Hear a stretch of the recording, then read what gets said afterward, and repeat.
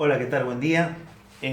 Vamos hoy a ir cerrando la cuestión en este sexto encuentro en dos etapas, ya que la semana próxima estamos tomando el primer examen parcial de la materia.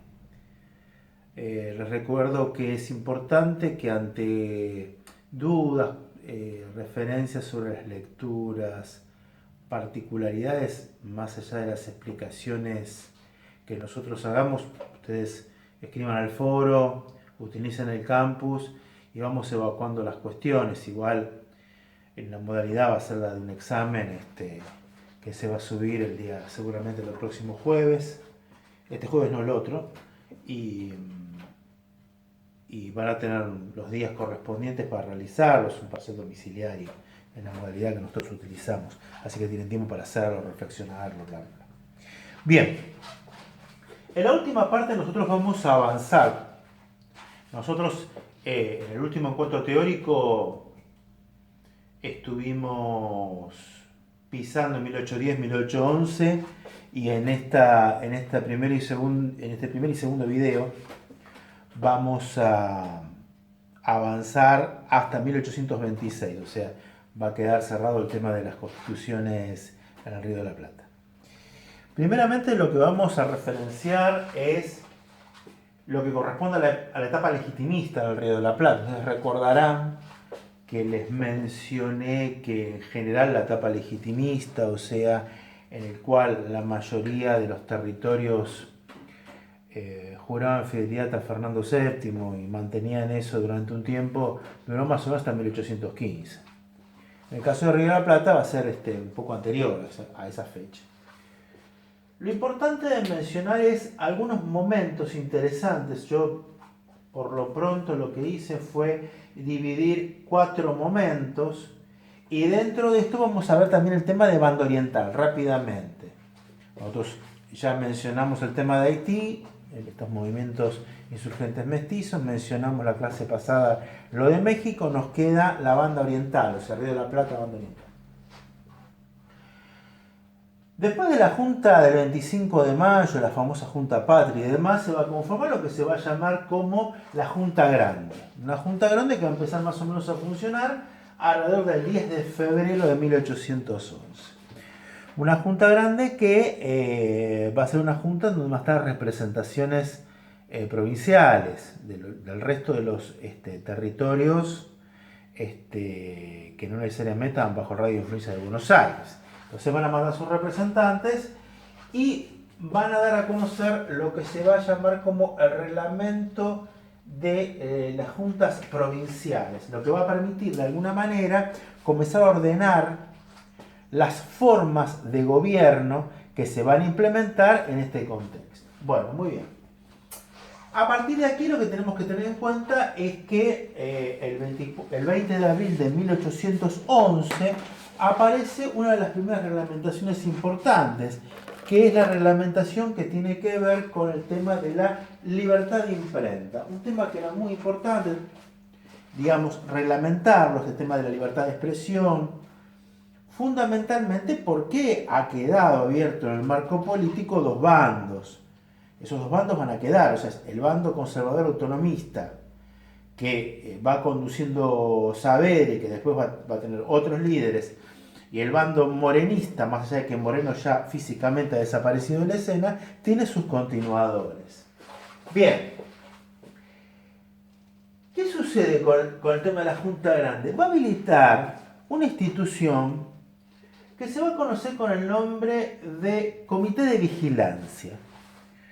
El Comité de Vigilancia es una suerte de imitación, que dura poco, pero va a tener sus implicancias, con el Comité de Salud Pública de la Revolución Francesa. O sea, era una suerte de grupos, para que se entienda, una suerte de grupos de tareas que se manejaban con delaciones, perseguían gente, la secuestraban, digamos, ajusticiaban y demás. Y esto va a tener mucho que ver con un líder llamado Joaquín Campana y con los movimientos del 5 y 6 de abril de 1811, en donde va a haber gente que va a terminar presa, torturada, desterrada, fundamentalmente por este enfrentamiento particular que había de alguna manera entre los sectores, digamos, autonomistas conservadores y los sectores morenistas, digamos. En este sentido, había una lógica de tomar distancia, ir tomando progresivamente distancia del pueblo de España, pero en distintos formatos, ¿no? La figura de Joaquín Campana y el tema del comité de vigilancia es algo que quedó, digamos, no hay muchos trabajos, algunos de Candioti y hay algún otro trabajo de esta autora que estamos siguiendo nosotros, que es Marcela Ternavasio, pero no hay muchos trabajos sobre el tema del comité de vigilancia. Es un tema que también, por lo que he podido profundizar en algunas cuestiones, muchos de los expedientes judiciales, de los procesos que se llevaron a cabo como consecuencia de estos movimientos del 5 y 6 de abril de 1811, esos expedientes no están, han desaparecido, los han destruido, etc. Bien. Como consecuencia de todo esto se plantea también lo que se llama la expulsión de los españoles o de los malos americanos, ¿no? Empezar un poco con esta cuestión de perseguir a aquellos no criollos. Y en este sentido, fundamentalmente, también perseguir al sector más radicalizado del morenismo. Esto va a llevar a que se comience a orquestar a partir del 22 de octubre de 1811, lo que se va a llamar como el reglamento orgánico. Ese reglamento orgánico va a ser muy importante, porque en realidad algunos como Carmagnani dicen fue la primera protoconstitución del Río de la Plata, porque va a establecer no solamente una suerte de organización desde el punto de vista político, sino también desde el punto de vista orgánico. Va a establecer un sistema de un poder ejecutivo a cargo de un triunvirato.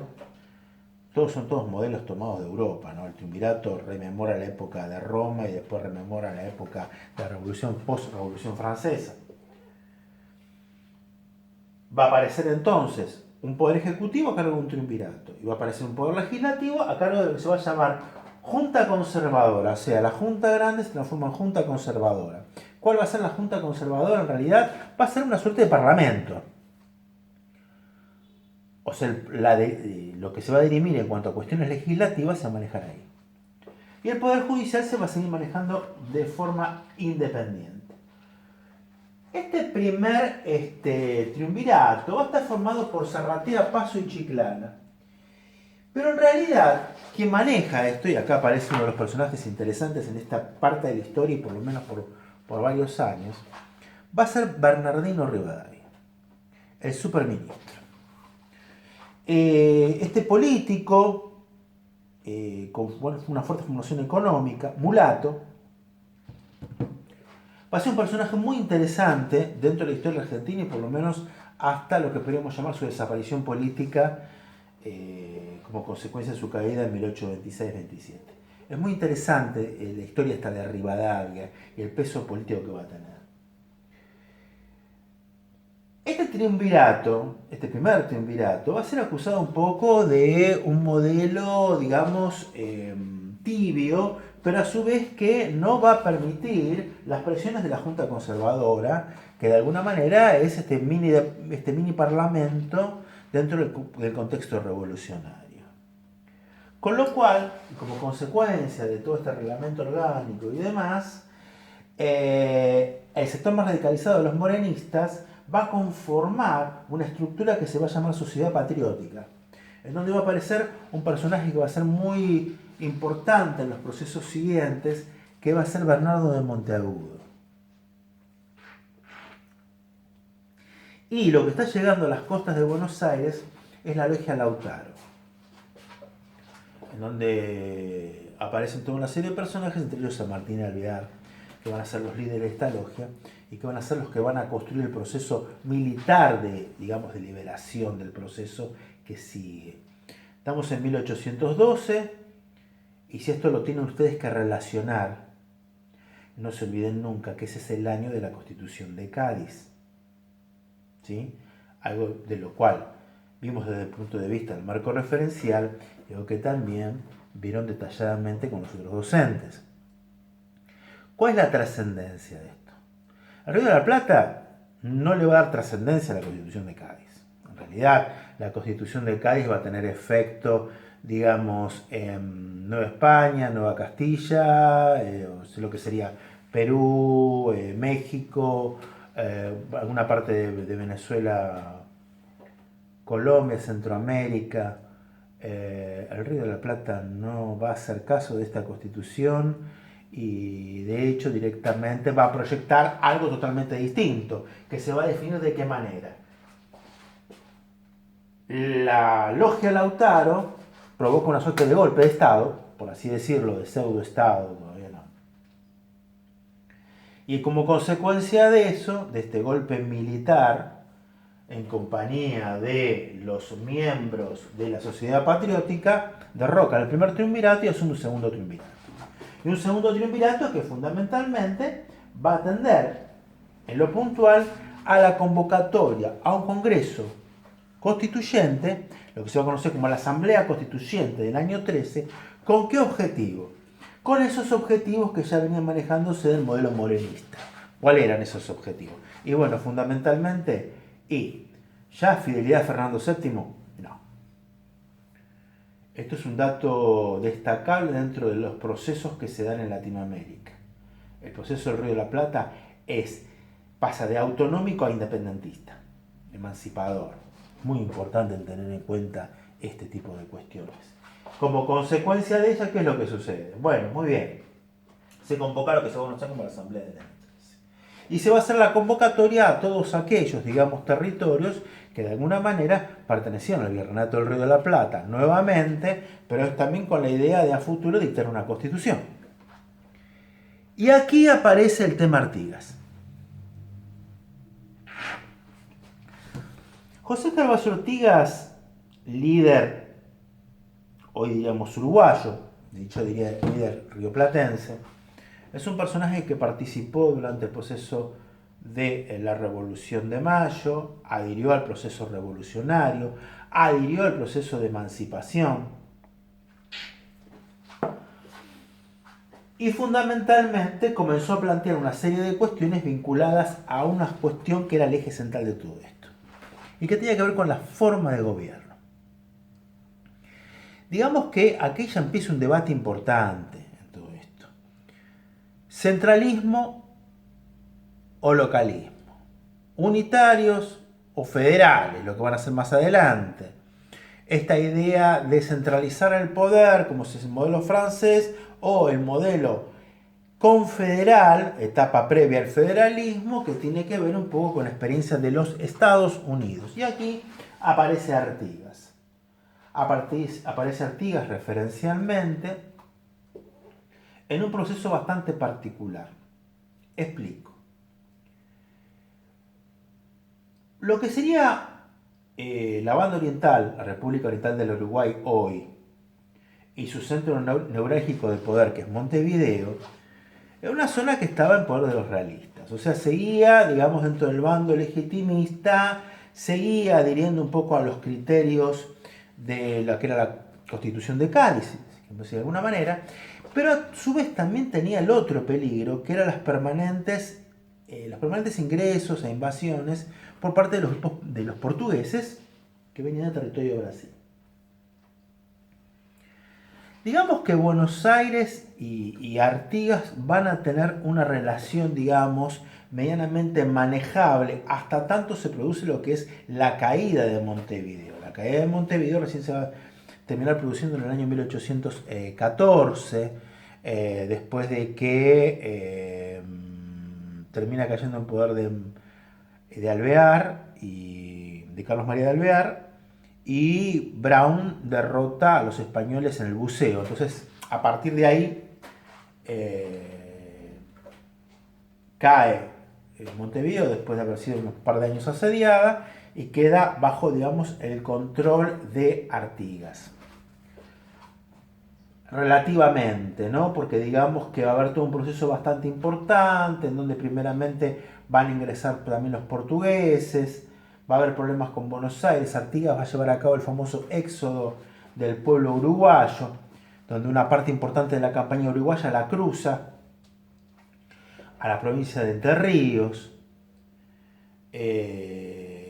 y también se produce un cambio bastante importante. ¿Por qué? Porque Artigas comienza a aparecer como un personaje que adhiere a lo que podríamos llamar esta idea revolucionaria desde el punto de vista de los grupos insurgentes, sociales, de esta cuestión vinculada más con el tema de la igualdad, con el tema de la propiedad de la tierra, con esta idea de la participación de los estamentos marginados de la sociedad, que habían sido marginados en la sociedad colonial, negros, sambo, indios, mestizos, etc. Lo cual, dentro de su proyección, es justamente un trabajo en la bibliografía de Ascuy que lo explica muy bien, se compara un poco con los procesos que tienen que ver con el móvil, tanto lo que pasó en Haití, lo que pasó en la primera etapa en México, la etapa de Hidalgo y de Modelos, o sea, la idea de esta suerte de guerra social revolucionaria, la lucha por la tierra y fundamentalmente por un eje central que es la igualdad. Una igualdad que trasciende más allá de lo jurídico, ¿no? Entonces, esta cuestión va a ser uno de los grandes motivos de oposición de los sectores oligárquicos de Buenos Aires, los sectores oligárquicos uruguayos, los terratenientes que no van a querer repartir la tierra. Tengamos en cuenta que Artigas es uno de los famosos expositores de su frase, o sea, la tierra es de aquel que la trabaje. Entonces, también va en consonancia. A la convocatoria de la Asamblea General Constituyente, la Asamblea del año 13, la banda oriental quiere mandar sus diputados. Por empezar tiene problemas porque el Uruguay quiere imponer 6 diputados y no se los reconoce, tampoco se los reconoce por la forma en la cual Artigas propició su elección.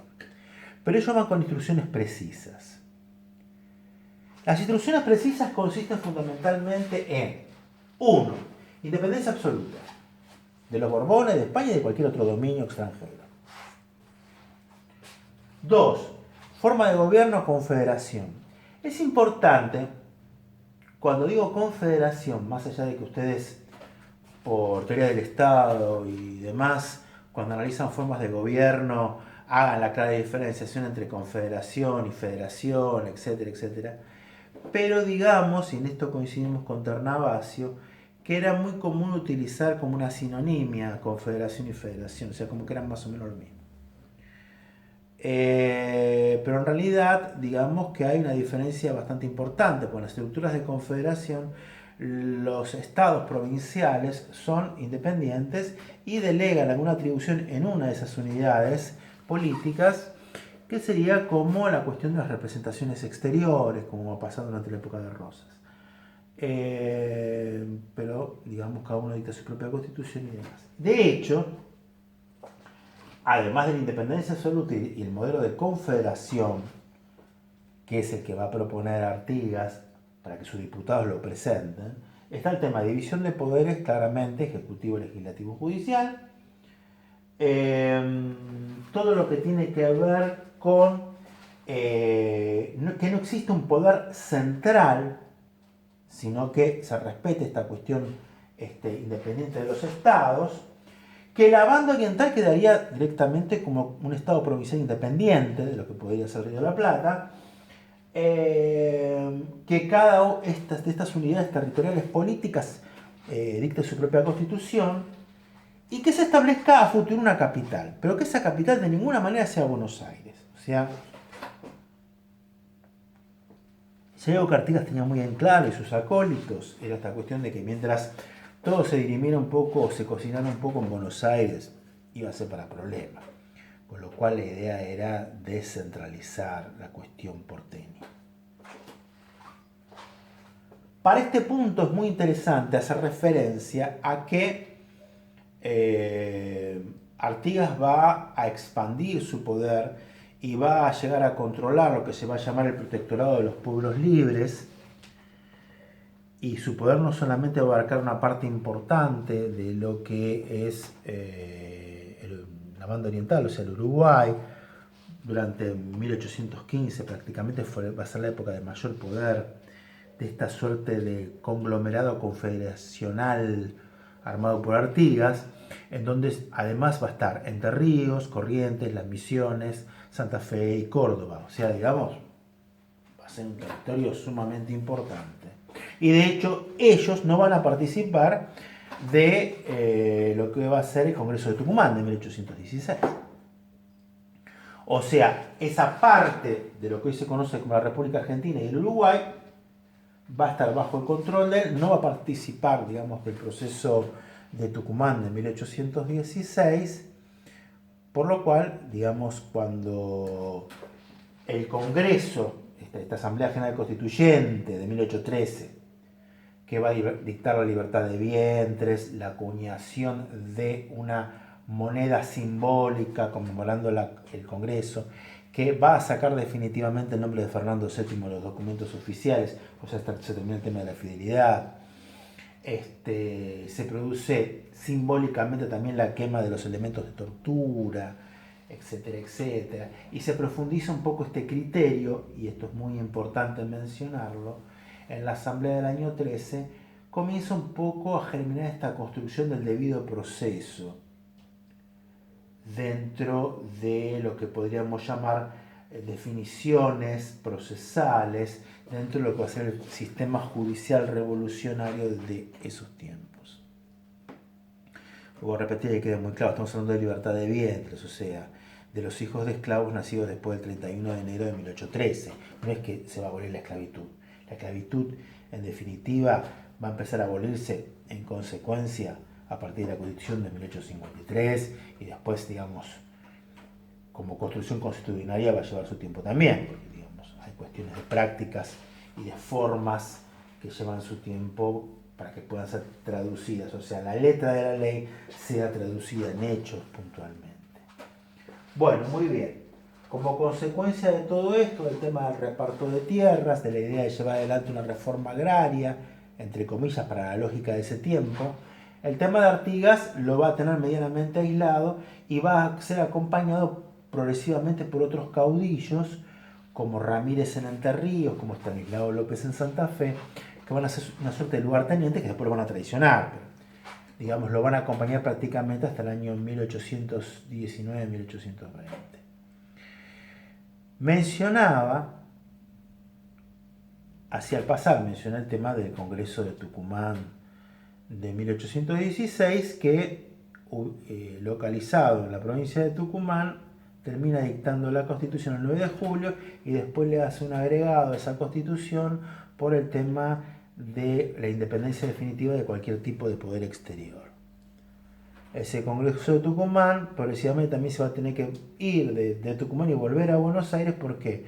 Porque, digamos, la cuestión de las fronteras nortes, todo lo que es Salta, Jujuy actualmente, el tema del Alto Perú, Bolivia, no eran para nada seguros y, digamos, lo único que quedaba era una suerte de resistencia guerrillera al mando de Miguel de Güemes y, digamos, el peligro permanente era lógico. Aparte, digamos, estamos ya en 1816. Fernando VII volvió al poder, restableció la monarquía absolutista, derogó la Constitución de Cádiz de 1812, persiguió a los liberales y organizó los, digamos, ejércitos que iban de alguna manera a avanzar sobre qué, y sobre los territorios que se habían rebelado. Se hablaba de la preparación de expediciones importantes que iban a reconquistar los territorios que se habían sublevado desde 1809 a 1810. En realidad, el único proceso que podemos llegar a decir que tuvo alguna incidencia fue la primera etapa en la zona de Colombia-Venezuela, que va a provocar la tercera derrota de Bolívar y va a llevarlo nuevamente después a preparar su último avance, que va a ser realmente el triunfal.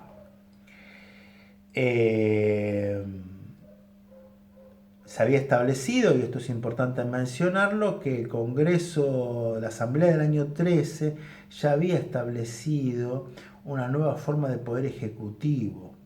O sea, desaparece después del segundo triunvirato, hasta se disuelve y se crea lo que se va a conocer como el directorio, o sea, un modelo de poder ejecutivo unipersonal, en donde va a haber distintos personajes que van a ocupar ese cargo, ¿no? Primero Posada, después Sobrino Alvear, va a estar Álvarez Thomas, después va a venir Pueyrredón, que va a ser el que de alguna manera va a apoyar a San Martín en su campaña para liberar Chile y Perú.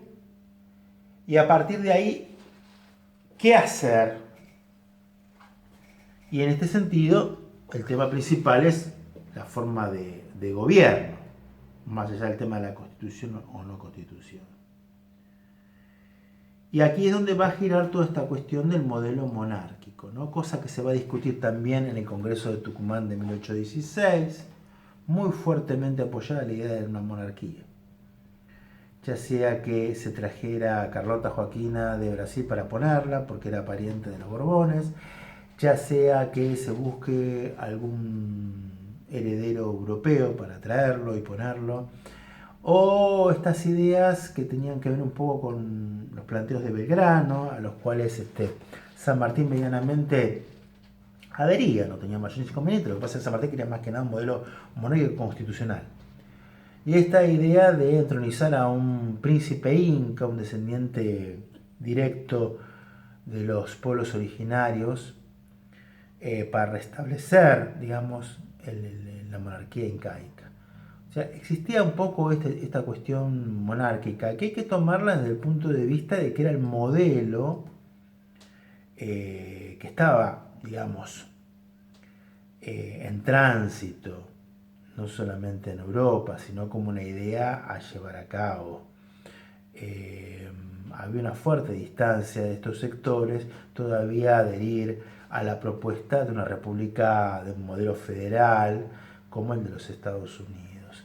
Y este criterio se va a mantener, más allá de las divisiones, se va a mantener prácticamente hasta lo que vamos a ver a continuación, que va a ser la Constitución, la primera Constitución, ensayo constitucional del Río de la Plata, que va a ser el de 1819, donde si hay un dato importante para arrancar con este tema, es tener en cuenta que esta Constitución no menciona la forma de gobierno. Dato que no va a ser menor, porque va a estar todavía girando la idea de si se va a establecer definitivamente una monarquía o no en el Río de la Plata. Es muy importante llevar a cabo este tipo de lecturas. Ustedes tienen para esta parte todo lo que es el texto de Goldman y Ternavasio, más allá del tratamiento que le dan al resto de los docentes en lo que es la cuestión teórico-práctica. Y vamos a avanzar entonces en un segundo momento en donde vamos a referenciar un poco lo que entendemos como las constituciones o los primeros ensayos constitucionales de 1819 y de 1826.